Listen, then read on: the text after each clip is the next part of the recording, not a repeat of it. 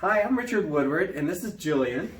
And today we're going to talk to you about why going directly to the real estate listing agent is not the best idea. So I get clients all the time, Jillian, that come to me for a pre-approval, and I get them pre-qualified and ready to go. And I ask them if they're being represented by a realtor, and they say no, but I found a house and I'm just going to call it agent. That's the worst thing to do. So Jillian, tell me a little bit about why it's important to be represented by a buyer's agent. Well, number one, a selling agent, a listing agent, has a fiduciary responsibility to actually represent the seller.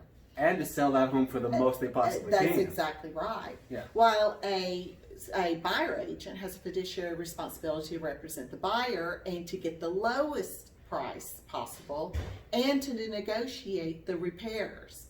Right. So it's very important to be represented by a buyer agent. Oh, I totally agree. A buyer's agent, particularly one as experienced as yourself, knows all the people in town, knows the title companies, the lenders, the appraisers, the surveyors, the insurance guys. You're a wealth of knowledge, right? That's right. And when you're negotiating up front, if you're a buyer and you're not represented, then you're trying to negotiate with the seller's agent. Well, the seller's agent is very experienced, and even though you may think you're a great negotiator, you have emotion involved in that. You're trying to push.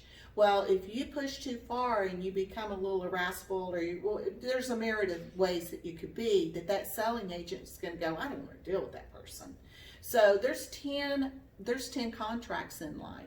So if they get a sense that you're difficult to deal with, they will go to another buyer, because they're going to tell their seller they're going to be difficult throughout this whole transaction. Right, exactly.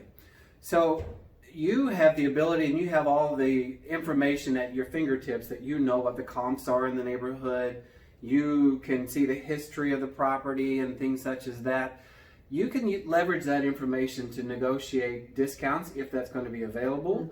You know how much to negotiate for repairs and things like that. Right. So if you're representing yourself, you're not really going to have that information. So you're not necessarily going to save money. You're definitely going to have a big headache. That's right. So the buyer's agent is the one you should call. And most often, the selling agent is not going to represent you. It's not going to enter into a contract without you being represented. So they're probably going to assign you an agent that's on their team so that you're represented. And so, but it's really great to have a buyer agent that is not a part of that team. It's not, they always have a fiduciary responsibility for, to represent you. But, and really, when I represent a buyer, I am negotiating the moment that we're going out to see a property. I call that agent. And the moment that agent picks up the phone, I'm immediately negotiating already. Right. So you're working from them from the very first moment. That's exactly right. So if you're looking for the best deal on a pre-owned home or even a new construction, you need a great buyer's agent like Jillian. So give us a call. Jillian's and my contact information will be here for you, and we're here to represent you and take care of you. That's right, Richard, and it would be my honor and my pleasure to represent you as a buyer agent. And if you're selling homes, then of course I'm definitely willing to help you with that as well. Definitely. All right, guys, thanks so much.